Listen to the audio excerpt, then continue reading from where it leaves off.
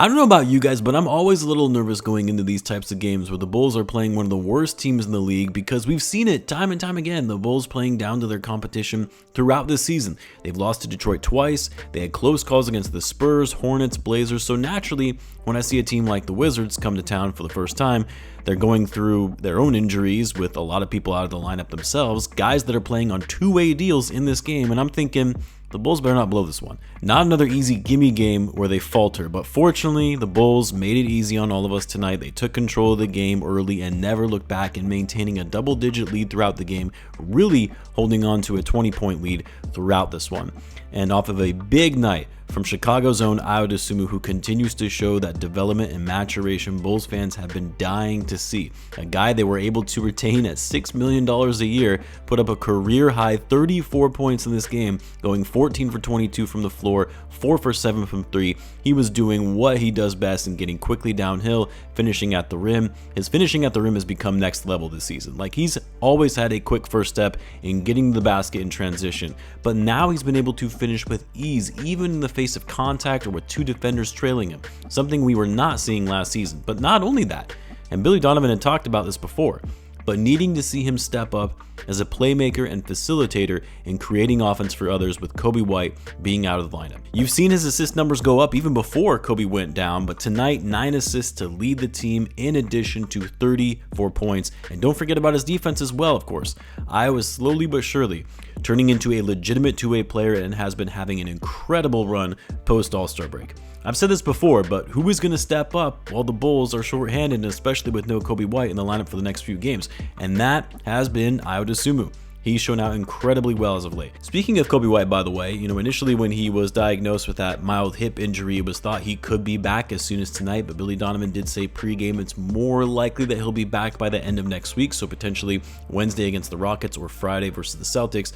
I'm actually okay with this. I mean, clearly they didn't need him tonight. And the Bulls are taking on the Blazers on Monday, another team that has already been eliminated from playoff contention. No use in bringing him back early for some of these easier games, or supposed to be easier games anyway. Might as well rest him while you can. Speaking of resting though, and this is a bit of a tangent, and then I'll get back to the things I like seeing in this game. The only thing that bothered me in this one tonight was Billy Donovan's decision to leave his main guys in the game for so long when it was clearly out of reach for the Wizards midway through the fourth quarter. I know the Wizards had a slight run when they brought it within 16 points with like 6 minutes to go, and Billy Donovan brought DeMar and Vucevic back into the game, but like, come on now. This was a G League Wizards team out there. They had already cleared out their bench, mind you.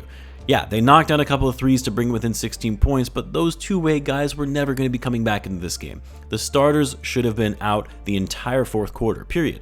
Sure, maybe you can leave an Ayo Dosunmu in there because he's younger, you give him some more reps and opportunities. He was going after the career high anyway, but seeing DeMar, Vucevic, and Alex Caruso in the game that late when it was out of reach was very questionable, to say the least. And to make it worse, you saw Alex Caruso get hurt at the end of the game, where he shouldn't have been in the late stages of that contest. If there's anything we know about Alex Caruso, he's going to go hard the whole game and give 100% effort no matter the score. He doesn't care. And on the final possession before Donovan finally cleared the bench, you saw Caruso grimacing and limping off the floor. Now, hopefully it's nothing serious and he'll be all right. Nothing has been reported on it, at least at the time of this recording anyway. But it just made absolutely no sense that the main guys were out there that late into the game. The guys on the broadcast were surprised by it. The beat writers were tweeting about it in real time. They were surprised by it. That was a very Tibbsian move of Billy Donovan, and it did not sit well with me. But anyway, the other big things for me tonight was Vucevic. Nikola Vucevic got to eat tonight with the Wizards not having much size after the Gafford trade. He got busy early in this one and had 16 points in the first quarter alone. Ended up finishing the game with 29 points in total, 13 rebounds and 2 assists, 11 for 19 from the floor. We even got to see Vucevic get a little fiery in this one, when he gave, what's his name, Omoruyi, the too small. I nearly died when that happened. Him and Omoruyi were getting into it when apparently he called Vooch a bitch. Vooch didn't take too kindly to that and got him back with an and one on the following possession. Anyway, that whole thing made me laugh. And then Caruso, another big game for him offensively, 16 points, 7 for 12 from the field, stays hot from deep, 2 for 4, 5 rebounds, 5 assists, 2 steals, and a block. What is there that this guy can't do at this point? What I also loved seeing from this game was that DeMar DeRozan didn't really have to do much really in getting the offense going. He deferred to the young guys, wasn't searching for shots, wasn't forcing shots, wasn't looking to pad his scoring numbers.